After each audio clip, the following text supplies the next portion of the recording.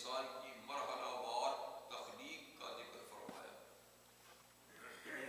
اور پھر معاد کا ذکر کیا کہ جیسے ہم نے اس کو وجود بخشا ہے اس طرح موت بھی آئے گی، اور جیسے موت آئے گی تو اس کے بعد پھر لا فانی حیات کا سلسلہ شروع ہوگا، پھر ایسی زندگی ہوگی جو ختم نہ ہوگی۔ اور پھر آفاقی دلائل عقلی عطا فرمائے کہ دیکھو ہم نے آسمان سے اوپر آسمان پیدا کیے 7 مضبوط، اور ہم اپنی مخلوق سے بے خبر بھی نہیں، ہر چیز کی باقاعدہ خبر رکھتے ہیں۔ اور پھر آسمان سے بارش کے نزول اور زمین کی تہ میں پانی کا اسٹور ہم رکھتے ہیں، اور چاہیں تو ہم پانی کو خشک بھی کر سکتے ہیں۔ اور پھر فرمایا کہ اس پانی سے ہم نے تمہارے لیے باغات اگائے، انگوروں کے، کھجوروں کے اور کئی قسم کے فروٹ جسے کھاتے ہو، اور خاص طور پہ ایک درخت زیتون جو بڑا ہی نفع بخش، بڑا ہی مبارک درخت ہے، اس کا بھی ذکر فرمایا کہ وہ بھی پانی ہی سے تو آخر ہوتا ہے۔ تو پانی انسان کی نشو و نما، حیوانات اور نباتات اور ہر چیز کے اندر پانی کی اشد ضرورت ہوتی ہے۔ پھر اللہ تعالیٰ نے جانوروں کا ذکر کیا کہ ان میں بھی بڑے نشان عبرت ہیں، اور خاص طور پہ دودھ دینے والے جانوروں کا دودھ جو ہم تمہیں پلاتے ہیں ان کے پیٹ سے نکال کر، تو یہ بڑی غور کی بات ہے اور اس میں ہماری قدرت کی بہت بڑی نشانی ہے۔ فرمایا کہ جانوروں میں دودھ کے علاوہ بھی کئی فائدہ بخش چیزیں ہیں جن میں سے کچھ تم کھاتے بھی ہو، اور ان جانوروں کی پشت پر اور کشتیوں پر تم سواری بھی کرتے ہو۔ آج حضرت نوح علیہ السلام کا ذکر اللہ تعالیٰ فرماتے ہیں آیات میں، اور اس کی خاص مناسبت یہ ہے کہ سواریوں میں کشتی جس کا اوپر ذکر ہوا تھا، سب سے پہلی کشتی کے بانی حضرت نوح علیہ السلام، اس سے پہلے کشتی بانی کا سلسلہ نہیں تھا، تو سب سے پہلی کشتی انہوں نے بنائی، اور پھر اس نے ترقی کرتے کرتے آج کئی قسم کی چھوٹی بڑی جہاز اور کشتیاں دنیا میں موجود ہیں۔ وَلَقَدْ أَرْسَلْنَا نُوحًا إِلَىٰ قَوْمِهِ، اور ہم نے نوح پیغمبر کو علیہ السلام ان کی قوم کی طرف بھیجا۔ نوح علیہ السلام پہلے رسول ہیں صاحب شریعت جو دنیا میں تشریف لائے، اور جنہوں نے سب سے پہلے توحید کی دعوت دی اور شرک کی بے خونی کی، شرک کی مخالفت کی۔ آپ سے پہلے بھی انبیاء کرام گزرے ہیں، جیسے حضرت آدم علیہ السلام، ان کے بیٹے شیس علیہ السلام، ان کے بعد ان کی اولاد میں ادریس علیہ السلام، یہ حضرات گزرے ہیں، لیکن ان کے زمانے میں شرک اور کفر نہیں تھا، یعنی معمولی معصیت اور گناہ کے کام تو ہوتے تھے لیکن کفر والی بات نہیں تھی۔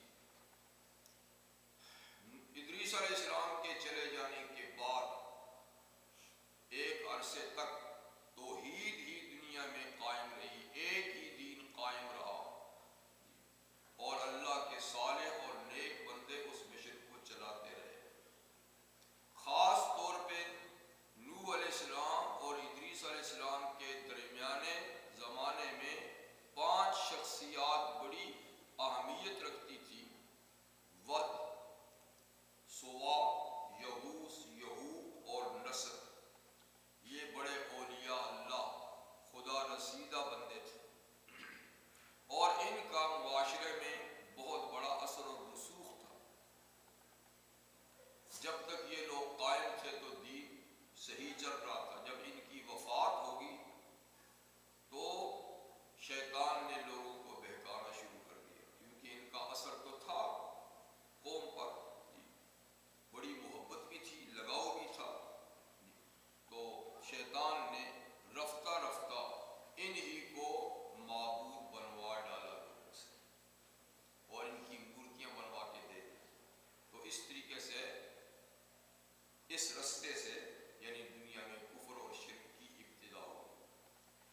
اسی کی اصلاح کے لیے حضرت نوح علیہ السلام کو اللہ تعالیٰ نے، تو یہ پہلے رسول ہیں جو کفر اور شرک کی بے خونی کے لیے تشریف لائے اور توحید کا انہوں نے درس دیا۔ حضرت نوح علیہ السلام کا ذکر خیر قرآن حکیم میں کئی مقامات پر ہوا ہے۔ سورہ آراف میں پورا ایک رکوع ان کے ذکر کا ہے، اور اسی طریقے سے سورہ ہود میں 2 رکوع بڑی تفصیل سے ان کے ذکر کے، باقی صورتوں میں بھی کم و بیش ذکر ہے، اور سورہ اس سے پہلی سورہ حج سے پہلے سورۃ الانبیاء میں بھی ان کا مختصر سا ذکر تھا، اور یہاں بھی ہے، بعد میں سورہ شعراء بھی اس کا ذکر آئے گا، اور 29ویں پارے میں ایک سورت ہی ان کے نام سے موسوم ہے، سورۃ نوح۔ نوح حضرت نوح علیہ السلام کا لقب ہے، نام نہیں۔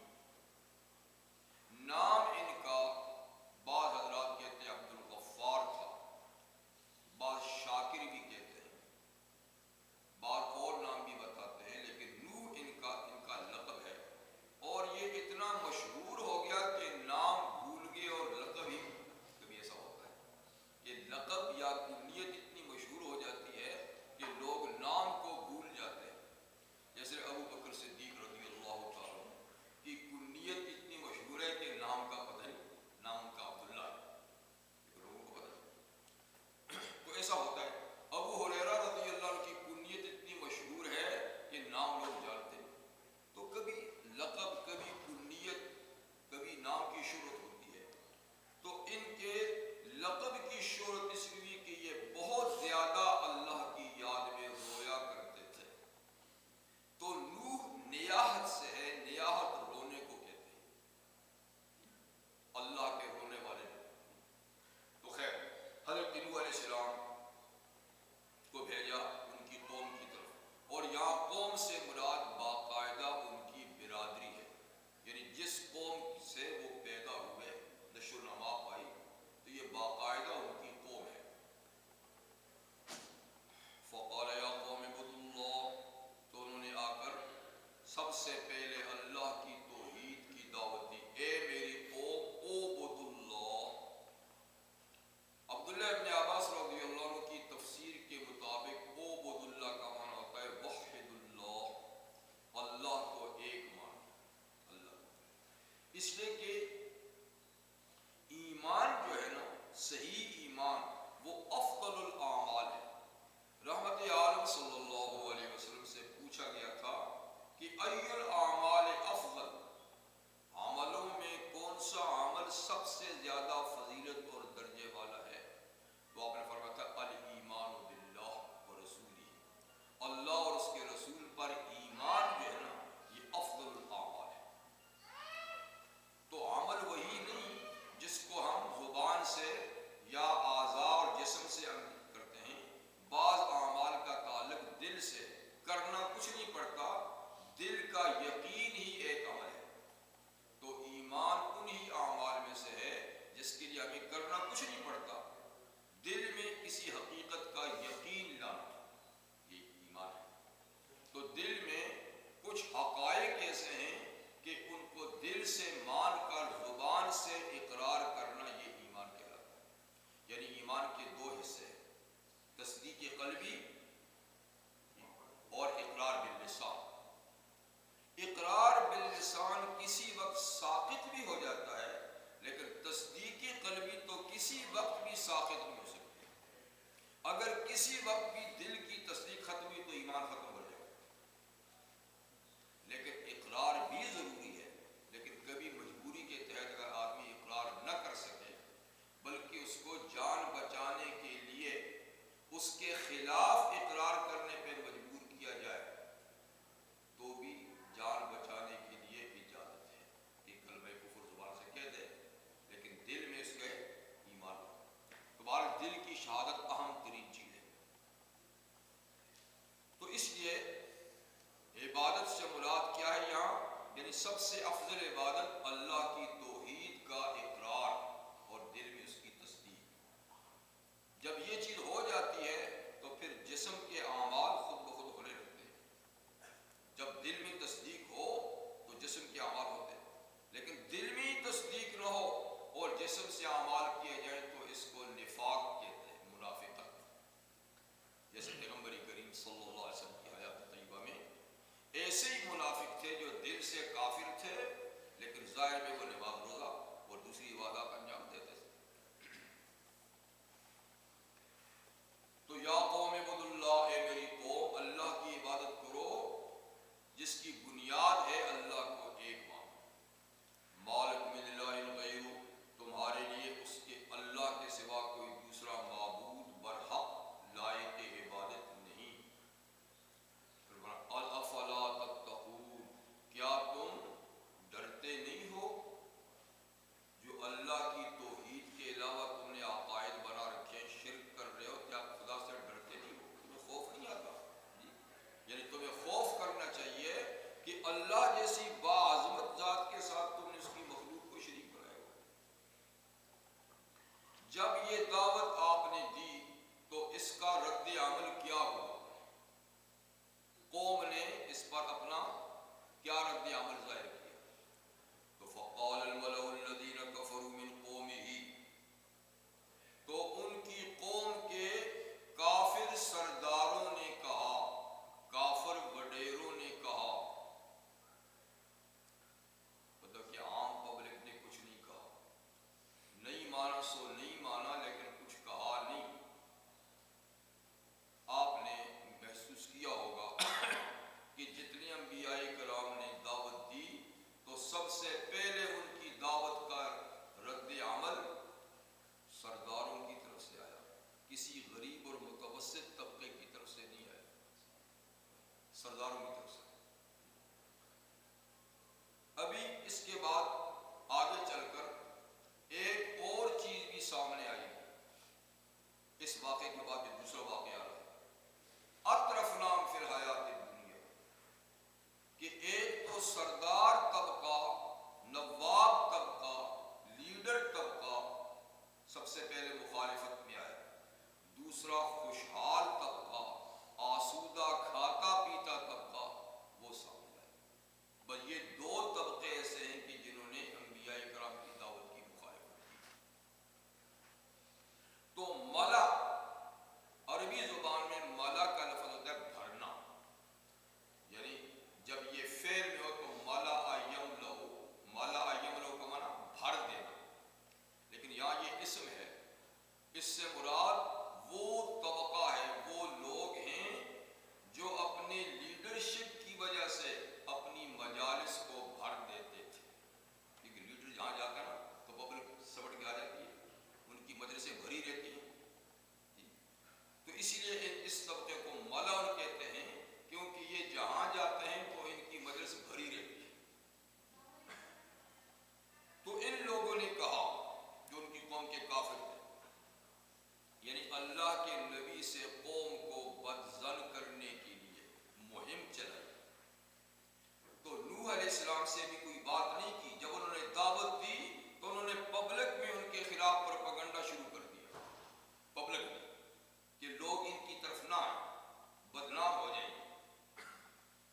کہا ما ھذا الا بشر مثلکم، لوگوں نہیں ہے یہ نوح مگر تم جیسا انسان. اس میں خوبی کیا ہے جی؟ تمہارے گھروں میں پیدا ہوا، بچہ تھا، بڑا ہوا، جوان ہوا، اس عمر کو پہنچا جی، تو یہ تو تم جیسا آدمی ہے، اس کو اتنا بڑا عہدہ منصب کہاں سے ملا؟ تو مطلب یہ ہے کہ کوئی انسان اس پوزیشن پہ نہیں آ سکتا جس کا یہ دعویٰ کرتا ہے، کوئی انسان نہیں آ سکتا. اور کہتے ہیں پھر اس نے یہ دعویٰ کیوں کیا؟ ہم تو اس کو یعنی اس منصب کا اہل نہیں سمجھتے کہ نبوت جیسا منصب اس کو ملے. اس کے لیے ماورائے انسانیت کوئی مخلوق ہونی چاہیے، کوئی فرشتہ ہونا چاہیے، جیسے کہ ابھی آ گیا ہے. انسان اس منصب کا اہل نہیں. تو یہ انسان ہو کر جو اس بات کا دعویٰ کرتا ہے تو اس کا پروگرام کچھ اور ہے. وہ کیا؟ یرید ان یتفضل علیکم، یہ تم پر برتر بننا چاہتا ہے.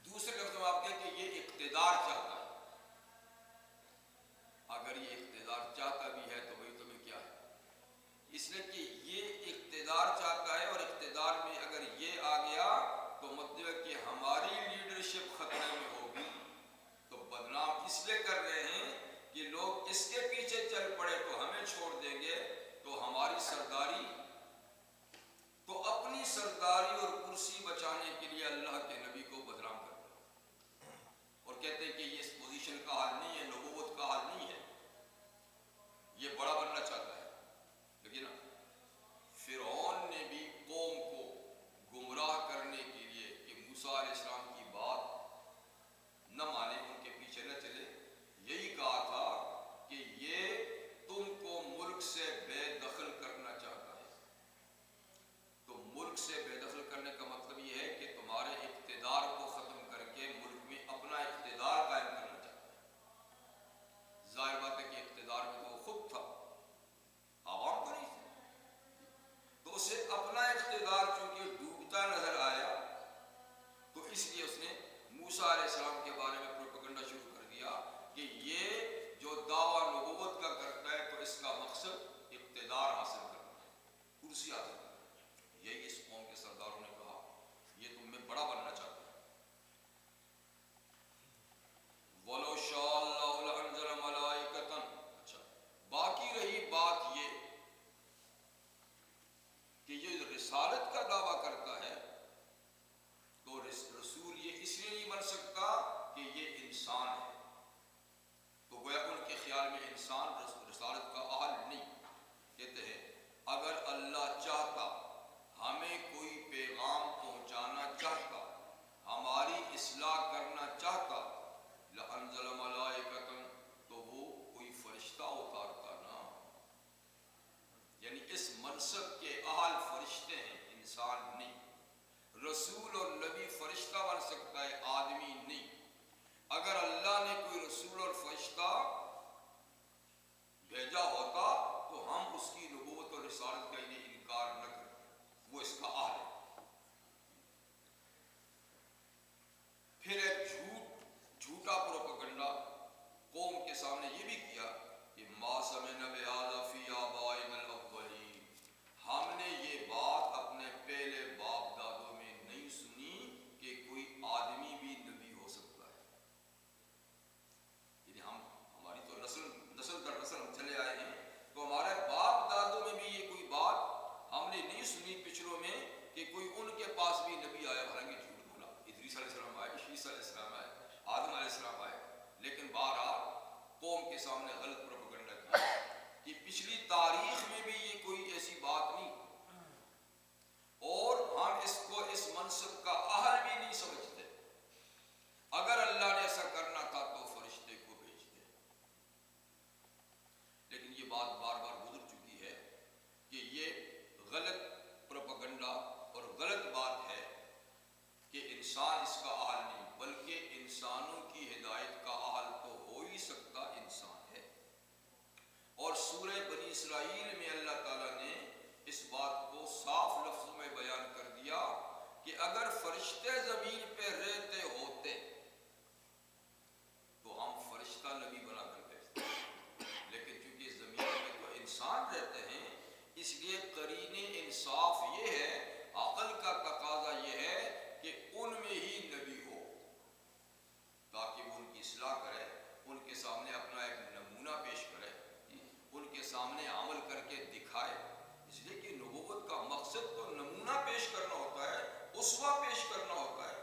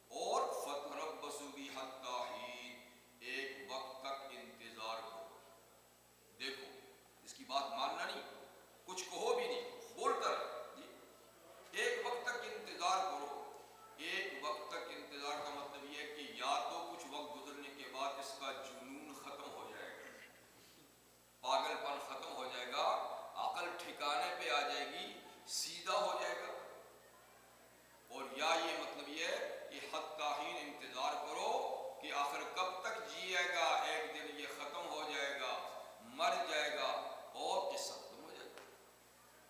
تو یا اس کی صحت کا انتظار کرو یا اس کی موت کا انتظار کرو، اس کی بات نہیں مانو، یہ پروپیگنڈا کوئی نہ چل رہی جی۔ تو اب یہاں اختصار کی بات ہے، اسی کی تفصیلات دوسری صورتوں میں گزر چکی ہیں کہ حضرت نوح علیہ السلام نے پھر کیا کیا۔ بہرحال اللہ نے بھی ان کو، وہ موت کا انتظار کرتے تھے تو اللہ نے ان کو بے مثال لمبی زندگی دی، وہ 950 سال اتنی زندگی دی کہ ان کی تو نسلیں ختم ہو گئی، اور یہ ماشاءاللہ جوان اور توانا ہے۔ یہ نہیں کہ صرف عمر ہی لمبی، طاقت بھی بالکل جوانوں والی، یہ بڑھاپا تھا ہی نہیں۔ تو 950 سال اللہ نے زندہ رکھا ان کی عبرت کے لیے کہ جس کی موت کے منتظر ہو، لوگ وہ تو جیتا ہے اور تم خود موت کی گھاٹ اترتے چلے جاتے ہو۔ لیکن ایک وقت ایسا آیا کہ حضرت نوح علیہ السلام ان لوگوں کے ایمان سے بالکل مایوس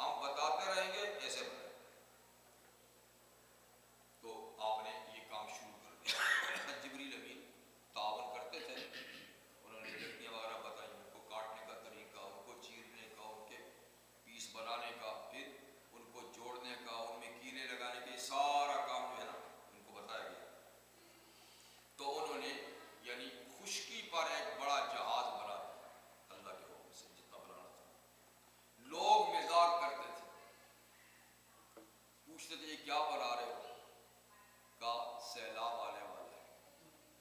کشتی نجات بنا رہا ہوں اللہ کے حکم سے.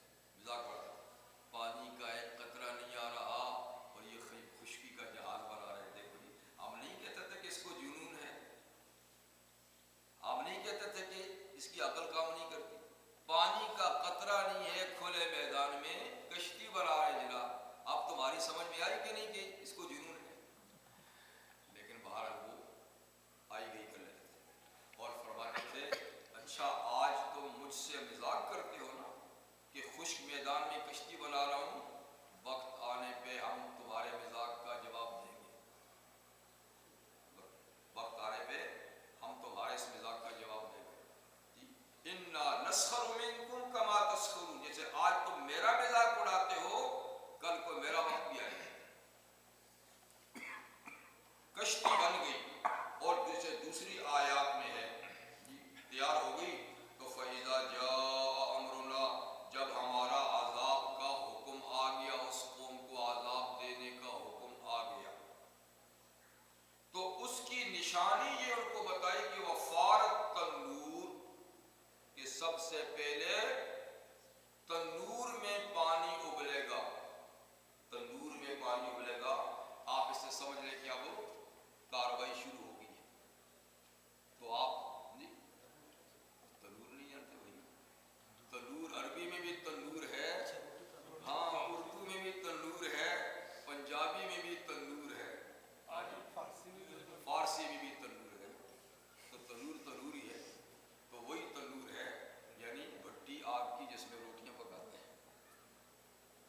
تو اب یہ کہ اس تنور سے کون سا تنور مراد ہے, تو بعض اہل علم کہتے ہیں کہ اس سے مراد پوری زمین کی سطح, کیونکہ پوری زمین کی سطح بھی ایک تنور ہی ہے. بعض کہتے ہیں کہ نہیں یہ واقعی روٹیاں پکانے والا تنور جو ان کے گھر میں تھا, اور بظاہر لگتا بھی یہ ہے کہ نشانی وہی ہوگا, گھر سے نشانی ہوگی جب اس میں پانی ابلنے لگے گا. اور بھی اقوال ہیں. خیر تنور میں پانی نکلنے کا اور جوش مارنے کو علامت قرار دیا گیا کہ جب تنور میں پانی ابلنا شروع کرے تو فَاسْلُكْ فِيهَا مِنْ كُلٍّ زَوْجَيْنِ اثْنَيْنِ, آپ تمام حیوانات میں سے ہر حیوان کا جوڑا جوڑا بھی اس کشتی میں رکھ لیجیے. یعنی وہ حیوانات جو توالد اور تناسل سے پیدا ہوتے ہیں, ٹھیک ہے, نر مادہ کے ملاپ سے پیدا ہوتے ہیں, وہ جانور, وہ جو از خود اللہ اپنی قدرت سے پیدا کرتے ہیں کیڑے مکوڑے, وہ نہیں, صرف وہ جو نر مادہ کے جوڑے سے پیدا ہوتے ہیں جن کا جوڑ جوڑ ہے. تو وہ سارے حیوانات اور پرندے وغیرہ جو ہے نا وہ بھی کشتی میں رکھیے تاکہ آگے ان کی نسل چلانی ہے. کیونکہ اب تو پانی آئے گا تو جو موجود ہوں گے ان میں سے تو کوئی نہیں بچے گا, وہی بچیں گے جو اس کشتی میں ہوں گے. تو ان حیوانات کی نسل چلانے کے لیے ان کا ایک ایک جوڑا رکھ دیجیے, اس ایک ایک جوڑے سے آگے ان کی نسل چلے گی. تو ایک یہ کیجیے. تو یہ سب سے پہلا زو بھی بن گیا, چڑیا گھر جی, کہ جس میں آپ نے دیکھیے ایک لیول جو تھا کشتی کا وہ تو سب کے لیے فوڈ اسٹاک کیا اس نے, انسانوں کا بھی جانوروں کا بھی فوڈ ایک لیول میں. ایک لیول میں سارے جانور رکھے گئے, ایک لیول میں سارے انسان بٹھائے گئے. انسان تو زیادہ نہیں تھے, 80-82 تھے, لیکن حیوانات میں سے ہر قسم کا جب جوڑا جوڑا ہوگا آپ اندازہ کریں کتنے ہوں گے. پھر ان کو الگ الگ رکھنے کے لیے کتنے ان کو پارٹ بنانے پڑے ہوں گے اس کے اندر, کیونکہ حیوانات ایک دوسرے کے ساتھ تو لڑ بھی پڑتے ہیں, کھا بھی جاتے ہیں, تو بڑا حفاظت کا انتظام کیا ہوگا.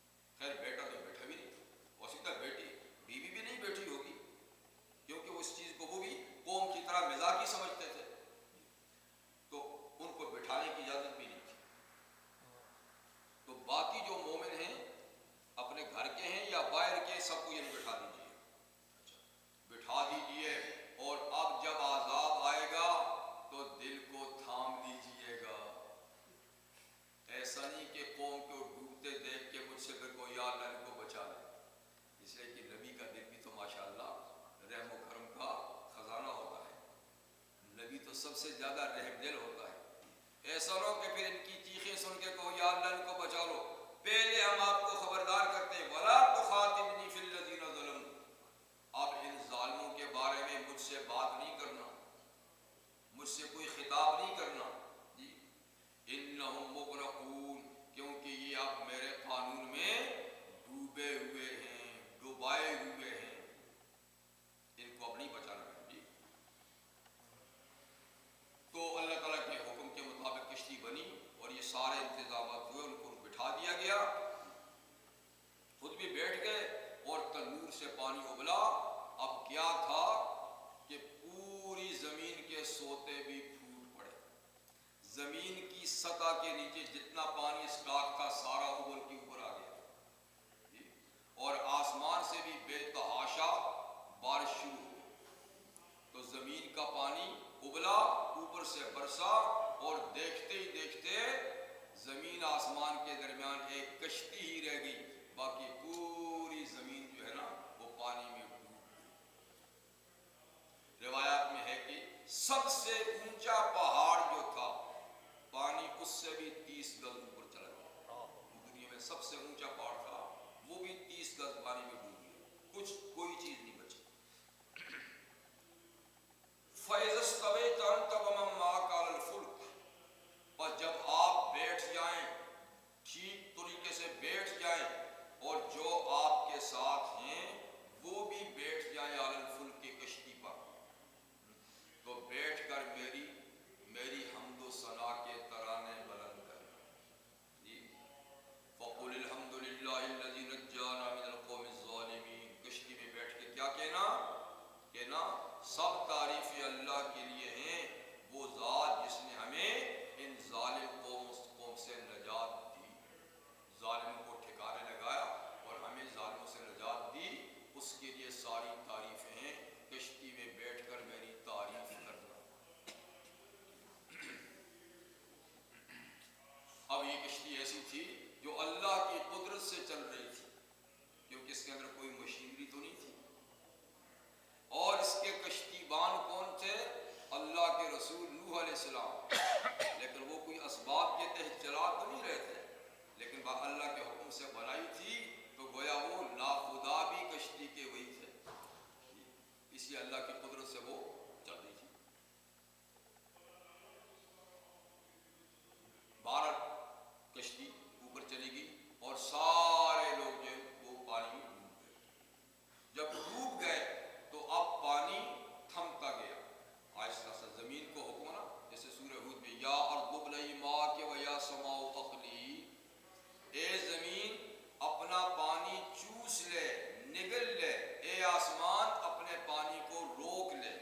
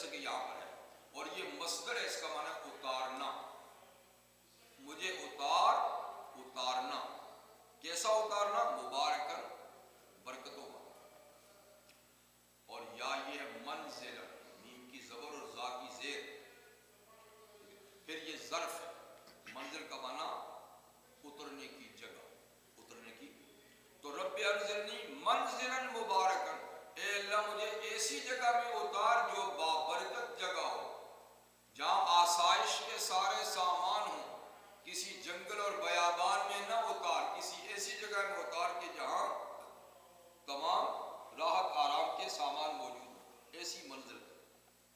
تو دونوں ٹھیک ہے، لیکن یہاں منزل ہے اتارنا۔ وَأَنْتَ خَيْرُ الْمُنزِلِينَ، اور آپ سب اتارنے والوں میں سب سے اچھے اتارنے والے آپ ہی ہیں۔ تو آپ سے درخواست ہے کہ ہماری کشتی کو ایسی جگہ میں اتاریے کہ جہاں زندگی کی ساری آسائشیں حاصل ہوں، پریشانیاں نہ ہوں۔ نبی کریم علیہ الصلوۃ والسلام کا ارشاد ہے کہ جب آدمی سفر میں جائے اس کو بھی یہ دعا کرنی چاہیے، جب جہاں یعنی ٹھکانہ پکڑے جس جگہ میں جا کر رکے تو اس کو یہ دعا پڑھنی چاہیے، ربی انزلنی منزلا مبارکا وانت خیر المنزلین۔ ان فی ذلک لآیات وان کنا لمبتلین، بے شک حضرت نوح علیہ السلام، ان کی دعوت اور ان کی کشتی سازی اور ان کے زمانے میں کشتی میں ان کا بیٹھنا اور سیلاب کا آنا اور قوم کا تباہ ہونا، یہ ساری باتیں جو ہے نا لآیات، اس میں اللہ کی قدرت کی بڑی نشانیاں ہیں، ایک نہیں بہت نشانیاں ہیں۔ وَإِن كُنَّا لَمُبْتَلِينَ، اور یقیناً ہم آزمانے والے ہیں، ہم آزمانے والے ہیں، لیکن یہاں آزمائش سے بڑا عذاب دینے والا ہے۔ آزمائش کبھی نعمتیں دے کر ہوتی ہے، آزمائش کبھی عذاب کے ذریعے سے ہوتی ہے۔ تو یہاں چونکہ قوم کو عذاب دیا تھا تو مبتلین کا معنی ہم عذاب دے رہے ہیں، تو اس قوم کا نام نشان ملا۔ یہ ہوا اختصار سے نوح علیہ السلام کا ذکر۔ اب اللہ تعالیٰ اس کے بعد کی اقوام کا بھی ذکر فرماتے ہیں، لیکن بعد کی اقوام کا ایک تو اجمالی ذکر ہے اور ایک قوم کا ذکر تفصیلی ہے، لیکن قوم کا بھی نام نہیں ذکر کیا اور اس وقت کے نبی کا نام بھی ذکر نہیں کیا، بس ایک قوم کا ذکر کر دیا ہے تفصیل سے اور کچھ اجمال، اور آگے چل کر پھر حضرت موسیٰ علیہ السلام کا ذکر نہیں آنے والا ہے، لیکن بیچ میں اجمالی اقوام کا ذکر ہے اور ایک قوم کا تفصیلی ہے، لیکن قوم کا نام بھی نہیں بتایا اور قوم کے نبی کا نام بھی نہیں بتایا۔ ثم انشأنا من بعدهم قرنا آخرین، پھر ہم نے پیدا کیے قوم نوح کے بعد اور قومیں، اس کے بعد اور قومیں ہم نے پیدا کی، اور قومیں ظاہر بات ہے کہ کہاں سے پیدا کی، ان کشتی والوں ہی سے پیدا کی۔ لیکن یہ بھی آپ کو معلوم ہے کہ کشتی والے بھی سب نہیں، صرف نوح علیہ السلام سے آگے پھر سلسلہ قوم کا چلا، جیسے سورہ صافات میں ہے وَجَعَلْنَاهُمْ هُمُ الْبَاقِينَ، کہ ہم نے انہی کو باقی رہنے والا بنایا۔ باقی جو مسلمان شریک سفر تھے وہ دوبارہ زمین میں آنے کے بعد ان کی نسل چلی نہیں، وہ خود کچھ عرصے تک تو زندہ رہے لیکن ان کی وفات ہوگی، لیکن ان کی اولاد آگے نہیں چلی، اولاد صرف نوح علیہ السلام کی چلی، اس لیے بعد کی دنیا نوح علیہ السلام کی اولاد ہے۔ طوفان نوح کے بعد جتنی اولاد ہے یہ سب نوح علیہ السلام کے 3 بیٹوں کی اولاد ہے، حام، سام اور یافس۔ تو ہم نے ان کے بعد اور تو قوموں کے لیے قرن کا لفظ ہے۔ قرن عربی میں کئی معنوں میں آتا ہے، قرن سین کو بھی کہتے ہیں، قرن زمانے کو بھی کہتے ہیں، اور قرن امتوں اور قوموں کو بھی کہتے ہیں، اور یہاں سے قومیں ہی مراد ہے۔ اور قرن ایک صدی کو بھی کہتے ہیں، 100 سال کو، بعض حضرات 120 سال کو بھی قرن کہا ہے، کہیں 80 میں اور کہیں 40 سال پر بھی قرن کا اطلاق ہوتا ہے۔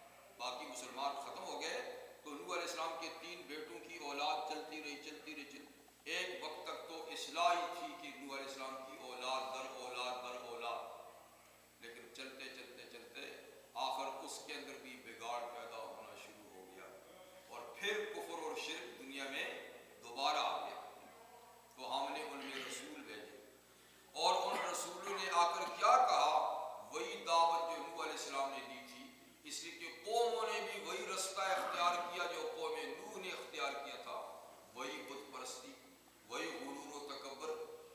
تو لہذا انبیاء نے یہاں بھی وہیں سے دعوت کو شروع کیا کہ سب سے پہلے توحید کی دعوت، اللہ تعالیٰ کی معرفت، ان اعبدوا اللہ یعنی اللہ کو ایک مانو، ما لکم من الہ غیرہ نہیں ہے تمہارے لیے اللہ کے سوا کوئی معبود، افلا تتقون کیا تم اللہ سے ڈرتے نہیں ہو، جو اس باعظمت ذات کے مقابلے میں تم نے حقیر مخلوق کو اس کا ساجی بنا رکھا ہے، ڈرتے نہیں ہو. تو یہاں بھی وہی صورتحال سامنے آئی. جب انبیاء کرام نے دعوت کا کام شروع ہوا تو رد عمل کا اظہار کون سے طبقے سے ہوا؟ وہی سرداران، وڈیرے.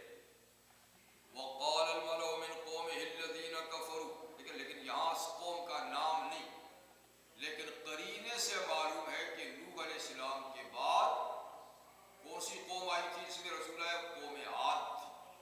قوم عاد جس کا ذکر نوح علیہ السلام کے بعد دوسری صورتوں میں بھی ان کا آتا ہے. تو قوم عاد، اور قوم عاد کے بعد پھر دوسری بڑی قوم آئی تھی سمود. تو یہاں جس قوم کا ذکر ہے یا اس سے قوم عاد مراد ہے یا قوم سمود مراد ہے. تو مختصر ان کے بعد تو قوم عاد آئی تھی جس میں حضرت ہود علیہ السلام تشریف لائے. ان کی بربادی کے بعد پھر قوم سمود آئی جن کے لیے حضرت صالح علیہ السلام آئے. لیکن یہاں نہ قوم کا نام ہے نہ نبی کا نام ہے. قرینہ ہے کہ ان دونوں قوموں میں سے کسی قوم کا ذکر ہو رہا ہے. لیکن آگے جب عذاب کی بات آئے گی تو اس سے بظاہر معلوم ہوتا کہ اس سے قوم سمود مراد ہے، کیونکہ یہ عذاب ان پہ ہی آیا تھا. قوم عاد پہ جو عذاب آیا ہے اس کا یہاں ذکر نہیں. یہاں عذاب کا جو ذکر ہے کہ ان پہ ایک چیخ ماری فرشتے نے، تو چیخ جو ہے نا وہ قوم سمود پہ ماری گئی تھی.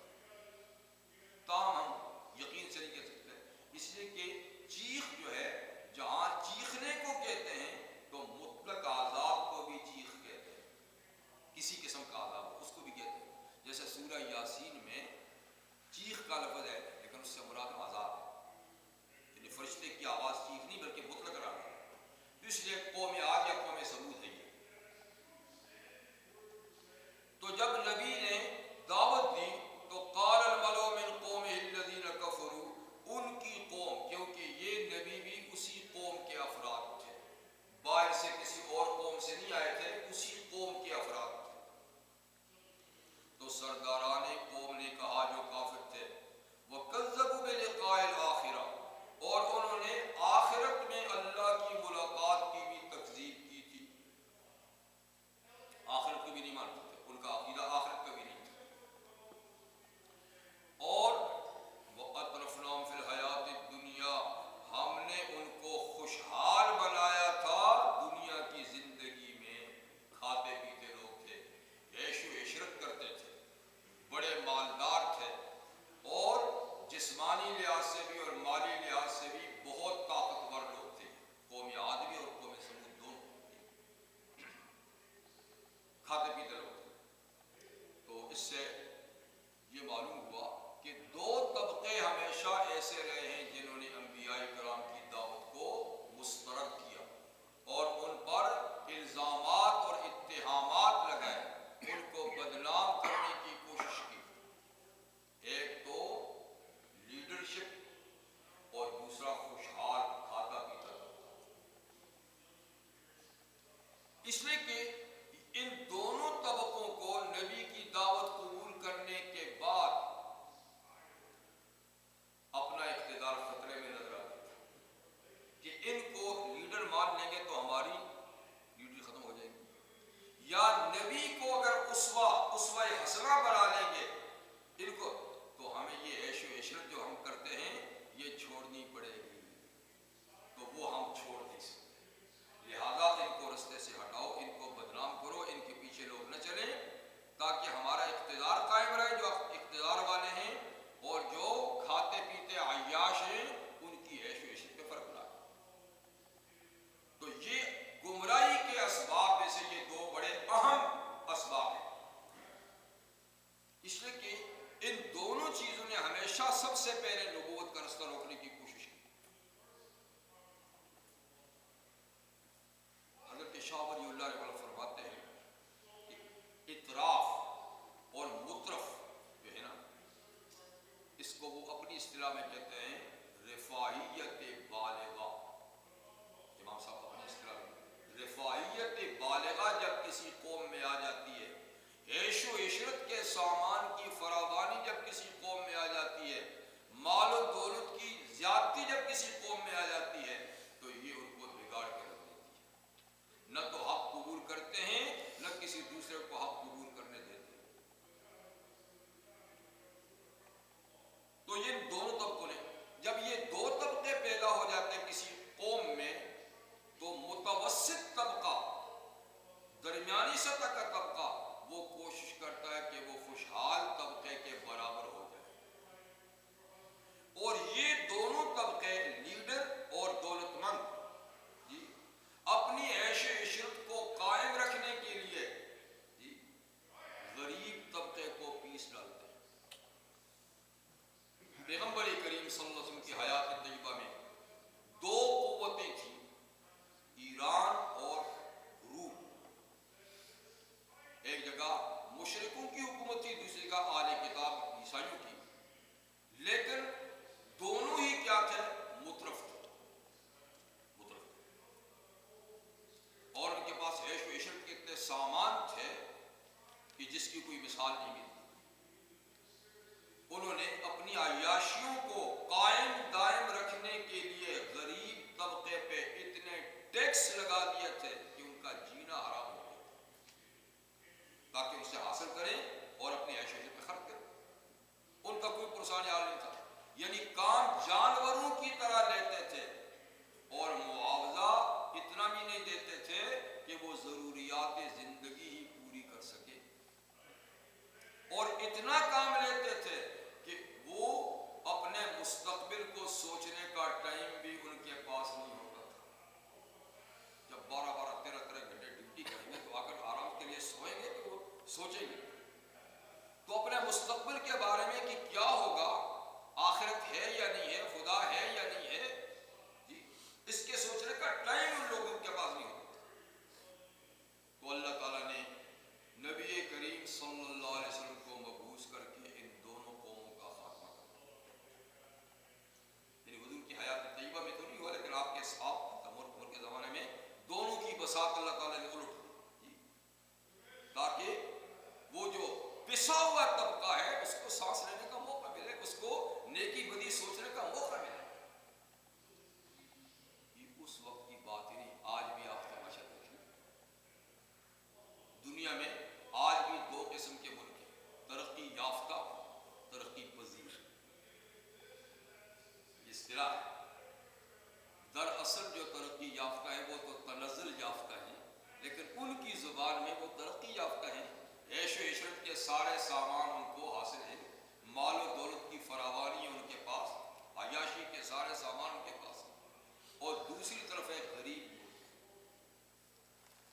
ان کی نظریں ان پر ہیں اور وہ بیچارے ان سے بھیکیں مانگتے ہیں، ان کا گزارا ان کی بھیک پہ ہوتا ہے. تو ایک طرح ان کا ان قوموں پہ تسلط ہے، آزاد نہیں، وہ بدترین قسم کی معاشی غلامی کے اندر مبتلا ہے. ان پہ اتنے قرضے دے دے کر اتنا مجبور کیا ہوا کہ وہ ان کے خلاف آواز اٹھا ہی نہیں سکتے، اور وہ بھی اس دوڑ میں لگے ہوئے کہ ہم ان کے برابر ہو جائیں. بس یہ ساری مصیبت اس لیے ہے کہ وہ اس دوڑ میں کہ ہم بھی اس لیول کے ہو جائیں جس لیول کے یہ ہیں. لیکن اگر یہ نہ ہو اور وہ قناعت کریں، جیسے کہ پیغمبرانہ تعلیم ہے کہ جتنا ہے اس پہ صبر کریں، قناعت کریں، تو ان کو غلامی کرنے